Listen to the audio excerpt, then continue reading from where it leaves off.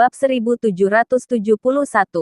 Konspirasi Pulau Leste. Nathan ingin mengetahui identitas Saga Anwar yang sebenarnya, yang membuat dia bisa kembali ke Neslandia. Identitasku. Hahaha. Kamu hanya perlu menunggu beberapa menit lagi untuk mengetahuinya.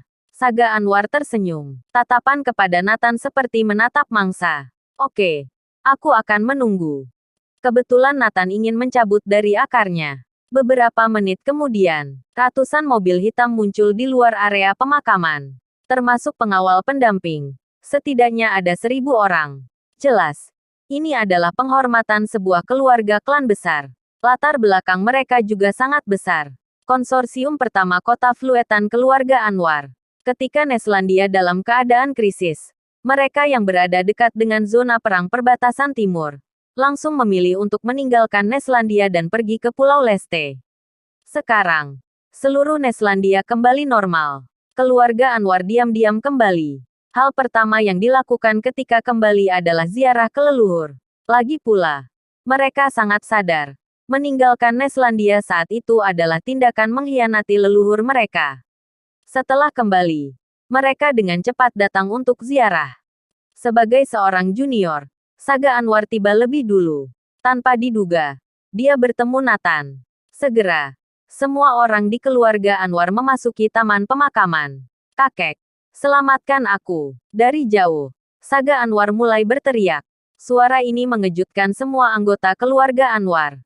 Segera, ribuan orang mengelilingnya. Melihat Saga Anwar dan rombongannya berlutut di tanah, seluruh keluarga Anwar sangat marah.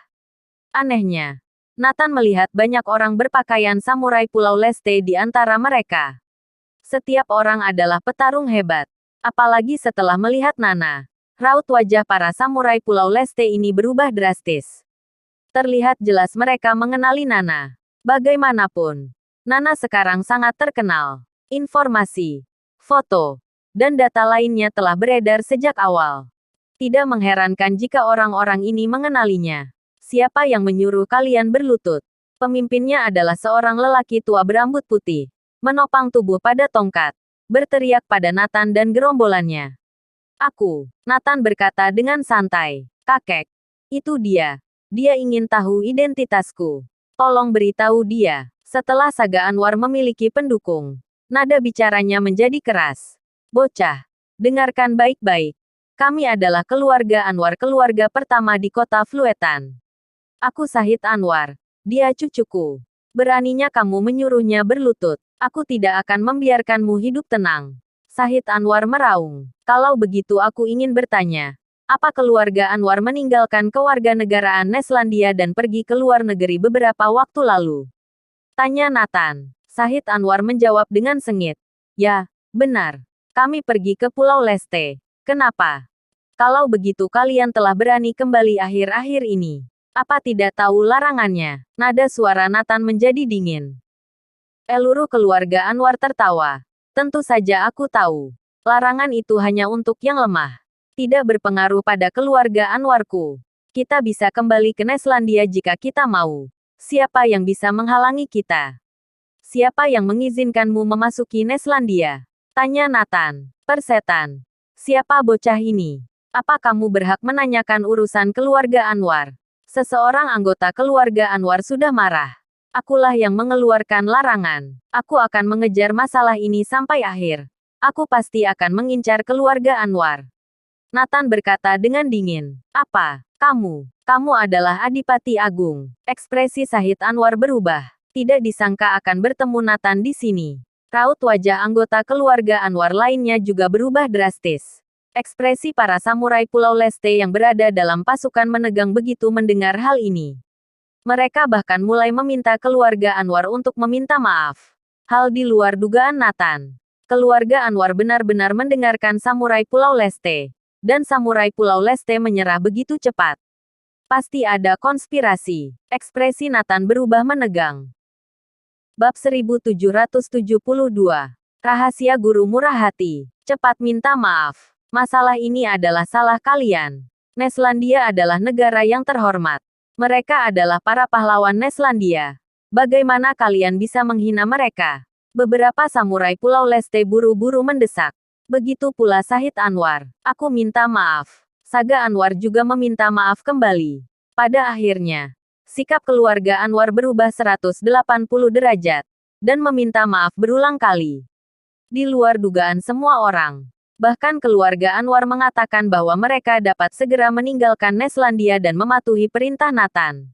Ini membuat Nathan semakin yakin bahwa mereka pasti memiliki konspirasi. Mereka menyerah begitu cepat, bahkan berniat segera meninggalkan Neslandia. Jelas bahwa ada sesuatu yang takut diketahui olehnya. Mereka ingin segera menyelesaikan masalah, agar tujuan mereka tidak terungkap. Lupakan. Karena sudah kembali, tinggallah dengan patuh. Mereka juga sudah minta maaf. Tidak masalah.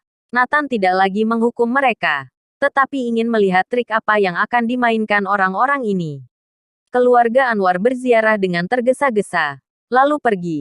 Awasi mereka, terutama orang-orang Pulau Leste itu. Perhatikan gerak-gerik mereka. Nathan memberikan instruksi kepada Raja Seon Barat. Nathan selalu merasa tidak tenang. Ditambah reaksi orang-orang tersebut saat melihat Nana. Hati Nathan sangat gelisah, tapi beruntung bertemu dengan mereka lebih dulu. Kalau tidak, orang-orang ini mungkin membuat masalah besar. Sekarang Raja Seon Barat akan memantau. Tidak akan ada kesalahan. Setelah menyelesaikan urusan ini, Nathan membawa Nana kembali ke Anhemia. Dalam perjalanan, Nathan menyembunyikan keberadaannya dan berjalan sangat cepat. Ada banyak orang yang mengintai Nana. Dia tidak takut ada masalah. Hanya saja itu merepotkan. Mereka semua hanya antek-antek kecil. Terlalu merepotkan untuk dibunuh. Lebih baik tidak bertemu sama sekali. Nana, sebelum kamu pulang, ayah akan membawamu menemui guru ayah. Dialah yang memberi ayah 2 kesempatan untuk dilahirkan kembali. Nathan memutuskan untuk pergi ke penjara menemui guru. Ya. Nana menganggukkan kepalanya. Mata besarnya penuh harap. Segera, ayah dan putrinya datang ke penjara Anhemia. Nathan datang ke sel gurunya. Di mana orangnya? Yang mengejutkan Nathan adalah guru murah hati telah menghilang. Penjaga. Di mana orangnya? Nathan buru-buru memanggil penjaga penjara. Tahanan 49 dibebaskan beberapa hari yang lalu. Masa tahanannya sudah habis. Tidak mudah baginya. Dia akhirnya keluar dari hukuman penjara 20 tahun. Kepala sipir menghela nafas. Nathan mengerutkan kening dengan erat. Keluar penjara. Tidak seharusnya. Nathan mengira guru murah hati akan tinggal di sini selamanya. Adipati Agung, apa Anda ingin memeriksa datanya? Atau aku bacakan untuk Anda? Tanya sipir sambil menundukkan kepala. Tidak perlu. Nathan tidak ada suasana hati mendengarkannya. Menurut kemampuan lelaki tua itu, bagaimana dia di penjara dan informasi lainnya pasti palsu. Sama sekali tidak bisa diperiksa. Nathan menduga bahwa guru murah hati masuk penjara sebenarnya datang untuk mengasingkan diri. Untuk menghindari masalah atau seseorang. Orang yang berkemampuan sebesar itu. Siapa yang bisa memenjarakannya? Harus diakui, tempat yang dia pilih untuk mengasingkan diri sangat bagus. Hanya sedikit orang yang memikirkan pengasingan diri di penjara. Dia hidup dalam pengasingan selama 20 tahun. Pasti ada alasan untuk itu. Mungkin menyembunyikan sesuatu. Atau karena suatu janji hingga tinggal di sini. Sekarang dia keluar dari penjara. Itu berarti dia harus menghadapinya. Atau sesuatu terjadi. Tapi Nathan tidak khawatir. Dengan kemampuan guru yang kuat, siapa yang bisa menyakitinya? Kamu keluar saja. Setelah Nathan meminta kepala sipir keluar, dia mulai mengamati sel lelaki tua itu. Nana mengikutinya mondar-mandir di dalam sel. Penasaran dengan segalanya. Saat ini, Nathan sedang meraba dinding. Tiba-tiba dia menyadari bahwa tembok itu kosong. Setelah dia membobol dinding, ternyata ada sesuatu yang tersembunyi di dalamnya. Setelah Nathan melihatnya, raut wajahnya berubah drastis. Bersambung.